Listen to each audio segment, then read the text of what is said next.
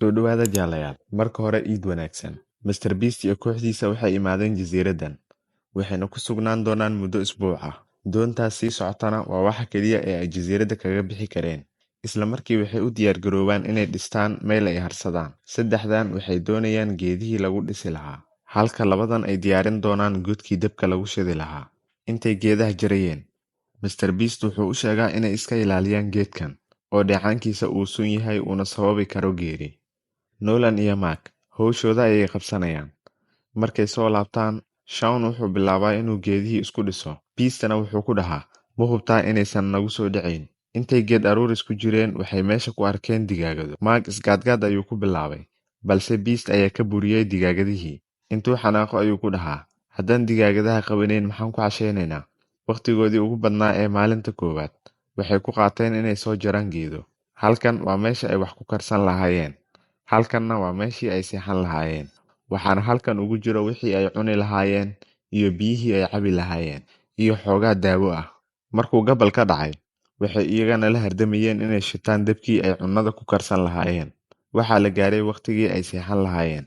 Mid walbana wuxuu isku rajeeyey inuu hurdo fiican seexdo, iyagoona ka baqaya inuu roob soo doo iyagoo hurda. Subaxii xigay, waxay qorsheysteen inay samaystaan laba shay. Waa midka koowaad inay dhistaan meel ka weyn meesha ay xalay seexdeen, sidoo kalena noqon karta mid roobka ka celin karta, iyo inay samaystaan kuraas ay ku fadhiistaan xilliga ay wax cunayaan.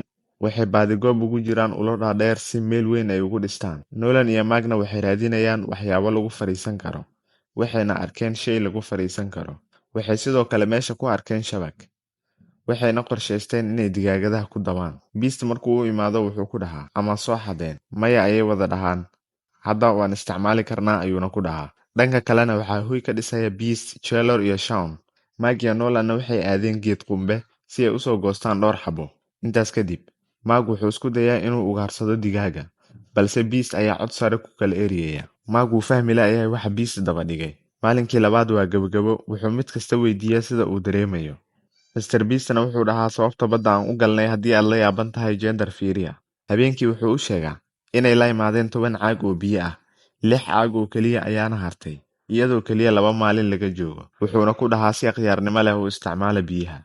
Intaysan seexan, wuxuuna baraa qofka uu Mark yahay. Haddii aadan ogeen muuqaalkan ayaan horey uga sameynay, soo daawo waad ka heli doontaaye. Xitaa hadday weyneeyeen meesha ay seexanayaan, haddana habeenkii waxay dhib ku qabaan cayayaano. Subaxii wuxuu mid walba ka sheegtaa inuusan xalay seexan, waxaana jirkooda ka muuqda qaniinyada cayayaanada. Markay hurdada ku ceshtaan, saddexda kale waxay ku heshiiyaan inay digaagadaha qabsadaan. Waxayna doonteen shabagii si ay dabin uga dhigaan digaagadaha. 30 daqiiqo ee xigay waxay diyaarinayeen shabagii.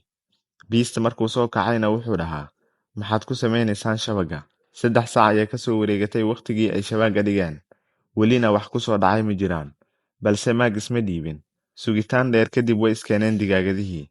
Markii ay soo bateenna hal mar ayuu shabaga ku xiray. Beast inta uu imaado ayuu ka sasabaa, kadibna wuu iska daayaa. Maadaama jasiiraddan ay 3 maalin ku sugan yihiin, waxay hadda go'aansadeen inay tagaan dhagaxan badda ku dhex yaala. Waxayna soo gaareen dhagaxii. Dhammaadkii maalinka, waxay arkeen in cimilada uu roob ku soo jiro. Ibka jirase wuxuu yahay mugdiga habeenkii. Habeenkaas wax roob ah kuma di'in. Maalinkii afraad ayaana u dhalatay. Waxayna ku heshiiyeen inay soo kalluumaystaan. Waqti badan oo ay badda ku jireen, hal malaay way ka badin waayeen. Habeenkiina si nabad ah ayay ku dhammaysteen. Maalinkii shanaad waxay go'aansadeen inay ka war doonaan buurta kore. Intaysan bixinse waxay meel fog ka arkeen eri. Mark markuu isku dayay inuu qabsado, Beast ayaa haddana ka ceyriyey. Mr. Beast iyo 3 kale ayaa israaci doona, balse wuxuu si qarsoodi ah noogu sheegaa inuu Mark u diyaariyey surprise. Mark oo shakiye ayaa ku dhahaa, maxaad nooga hartay oo kaamirada u sheegaysay? Waxayna bilaabeen socodkoodii. Markay meel sare gaareen, Shaun oo cunto u sameynayay ayay u qayliyaan, gacmaha ayayna u haatiyaan. Kadibna socodkooda ayay sii wataan ilaa laga gaaro surprise-kii. Markay furaanna wuxuu u soo saaraa sawirada jaalanjiyadii uu ku guuldaraystay Mark oo gaaraya $1.5 milyan. Wuxuuna u sheegaa inuu fursad kale siin doono. Maadaama uu waqtiga dhammaad yahay, waxay go'aansadeen inay soo laabtaan. Halka Shaunna biyo iyo cunto uu u diyaariyey. Maadaama uu gabal ku dhacay, waxay ka dhumaan waddadii. Dhumista waxaa uga sii daray roob. Waxay isla waqtigaas marayaan geedkii sunta ahaa hoostiisa. Waxayna ugu dambeyn soo gaareen meeshii uu Shaun ku sugnaa. Markay casheeyaan oo isku diyaariyaan inay seexdaan, waxaa ku soo da'ay roob. mana jirin jaanis ay ku seexdaan. Maalinkii lixaad dhammaan waxay ka cabanayeen daal iyo caafimaad darro, waqtigoodana baashaal ayay ku dhammaysteen. Habeenkoodii ugu dambeeyey ayaa la gaaray. Hadday subaxii soo kacaanna way bixi doonaan. Subaxii markay soo kacaanna waxay nadiifiyaan meeshii ay degganaayeen, kadibna doontii ayay dib ugu wacdaan. Sidaas ayayna jasiiraddii uga tagaan. Waxaan rajaynayaa inaad ka heshay muuqaalkan. Fadlan haddaad nagu cusub tahay nagu soo biir oo subscribe saaro channelka. Muuqaalkana noo like garee. Mahadsanid jaalle.